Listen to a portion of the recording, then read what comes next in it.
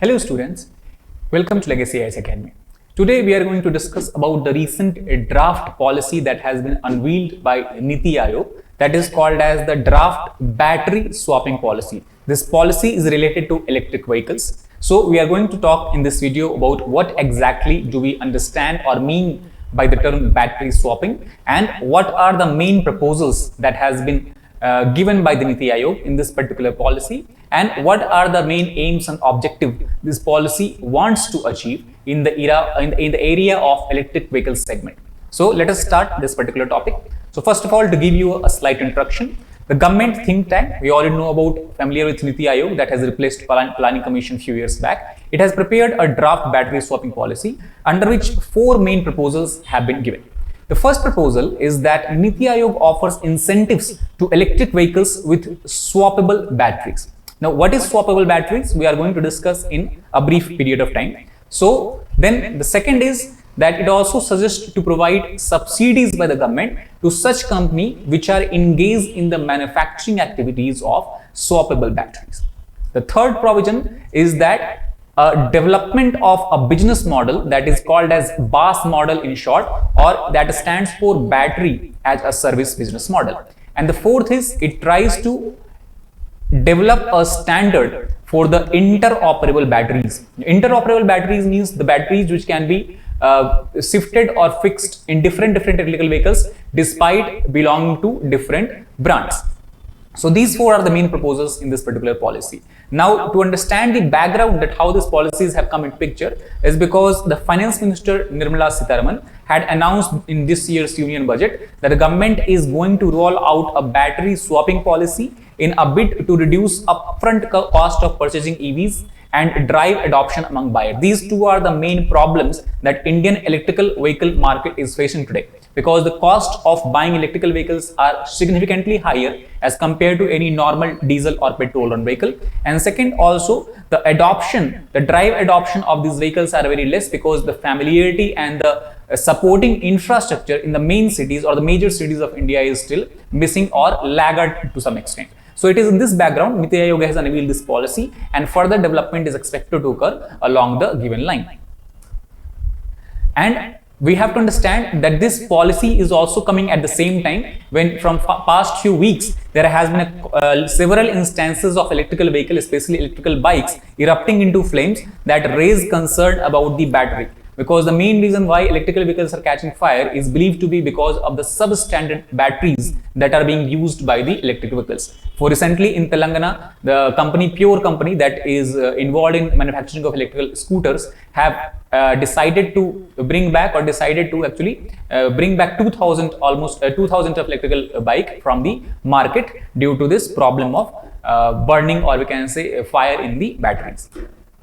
Now, what is the main aim of this policy? So as discussed before, by supporting the adoption of battery swapping, primarily for such system which can be battery swapping systems that is used in electrical scooters and 3-wheeler electrical rickshaws. Now, as of now, the main policy is focusing on just 2 segments, the electrical scooters and 3-wheeler electrical rickshaws. The higher segment like electrical buses or 4-wheelers are not still covered under these policies, but it is expected that in later 2 to 3 years, these other segment, higher or heavier segments will also be brought under these particular policies. The draft is again, as of now, is up for consultation. The Niti Aayog has published this draft and they have invited comments from the public and other knowledgeable persons as well as the people who are stakeholder in electrical vehicle segment until June 5. And on basis of these decisions, they will take or they will finally, we can say, put a policy for actual implication or actual implementation. So the first and foremost point we have to understand about what do we understand by the term battery swapping. So battery swapping in simplest term we can explain, it is nothing but exchange of discharged battery for charged one. To give you a simple idea, if you are driving an electrical vehicle, so for example, if you are driving an electrical scooter, you know that suppose that your battery has dead. Now you have 2 options. Now you have to put this battery into charge and wait for this battery to be charged, and after this battery is fully charged again, then only you can use the electrical bike for the user. However, the battery swapping is being implemented because of the 3 main important benefits. First of all, it increases the flexibility to the electrical vehicle owners to charge these batteries separately. And second, it keeps the vehicle in operational mode with negligible downtime. Again, to give you an idea that suppose if you have only one battery, you cannot swap it with anyone, then you'll have to wait until the battery charge. Till then you cannot use electrical vehicles. But if battery swapping is put into a large practice, then you can simply go to certain shop or certain outlets where the battery swapping is possible. You can give them the discharge battery, take the charge battery, put into your electrical vehicles and run it. So that will significantly cut down the downtime that electrical vehicle has to face in the present context and present scenarios. And as discussed before, it is largely for smaller vehicles such as two-wheeler and three-wheeler as of now. Now, what are the key proposals of this draft? So first of all, the proposal given is that it aims to reduce the differential across the tax rates on two segments. First, the lithium-ion batteries, and second is the electric vehicle supply. As of now, lithium-ion battery attracts 18% GST and electric vehicle supply attracts 5% GST. So this is a very wide differential, and that is why Niti Aayog has suggested the GST Council to bring both at the par. The second key proposal is that they have actually suggested the government to offer the same incentive between the electrical vehicles that come pre-equipped with a fixed battery and electrical vehicles that come with a swappable batteries. Since if both have same incentive, the consumer will also have a much better opportunity or much better inclination to buy electrical vehicles with swappable batteries. That will increase their demand, and that will actually fulfill the promise or fulfill the objective of this particular policy. Apart from that, this Niti Aayog also has suggested the state government that they should ensure that the public battery charging stations are eligible for EV power connections and concessional tariff. That will significantly reduce their running cost, and they can service and they can actually provide services to the customers at a much more easier way and much more economical way. Apart from that, they also have said that once this policy is put into practice, all the swappable batteries will be assigned a unique identification number.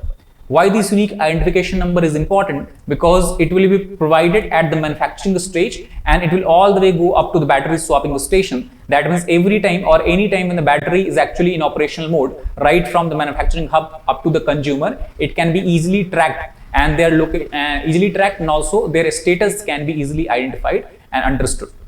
Then second, it has given or delegated certain tasks to different bodies. For example, it has asked the municipal corporations of the major cities that they will be responsible for activities like planning, zoning permission and land allocation for battery swapping stations. So these stations can come up and crop up in a much more easier way, in much more, we can say, less bureaucratic way. Third, it also has asked the transport departments and the state transport authority to ease the registration process for vehicles that is sold without batteries or for such vehicles which are having battery swapping functionality. That will increase their penetration into the consumer market. Now here one important point, if you remember, we discussed in the beginning of video that Niti Aayog also want to establish something, run a business on something that is called as battery as a service model. So what is battery as a service model? The battery as a service model actually aims to increase the interoperability between electrical vehicles and batteries. That means it does not matter from which company or which brand of electrical vehicles you are using. All the batteries that we use in different brands of electrical vehicle will be interoperable. That means the battery of this particular brand can also be used in another brand, and battery of the third brand can also be used in the other two brands. Now, due to this, what is the main benefit of this interoperability? That means consumer will not have to wait at the battery swapping facilities to get the battery of their brand or battery that is, we can say, operable in their electrical vehicles. That will actually, so interoperability basically it tries to increase the options to both consumers as well as the battery swapping stations. Now, the second important point of this particular model is that it will also be helpful in successful mainstreaming of battery swapping as a very good alternative. And third, it also aims to have a data sharing agreements to provide information on battery health and performance between different companies. So these three are the bedrocks that make up the battery as a service model. As of now, only one company is there, that is Bounce, which has launched a scooter model, electrical vehicle scooter model called as Infinity, which is coming now with a swappable battery.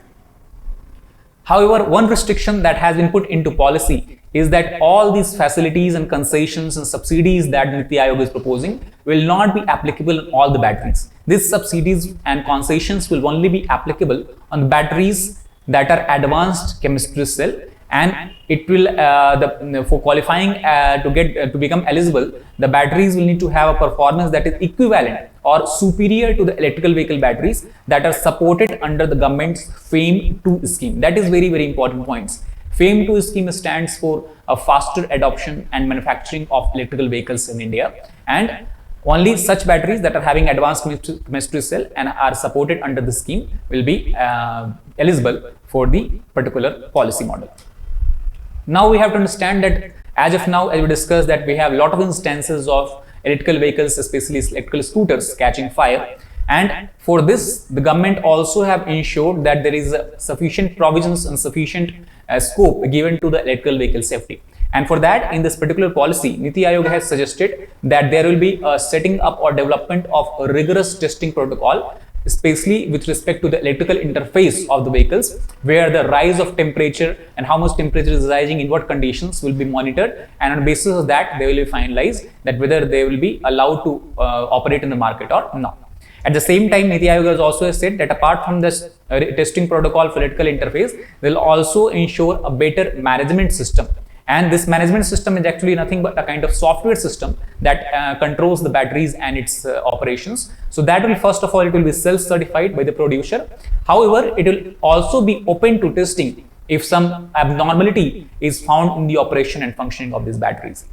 Apart from that, government also is planning to unveil advanced feature in these electrical vehicles and batteries, where they will focus on Internet of Things or IoT based battery monitoring systems. There will also be possibility of remote monitoring of all the batteries and even remote immobilization capabilities. That means the battery is catching fire or something is not running well, then even from the control center, such batteries can actually be immobilized so that it does not further cause any damage to the consumer or the user.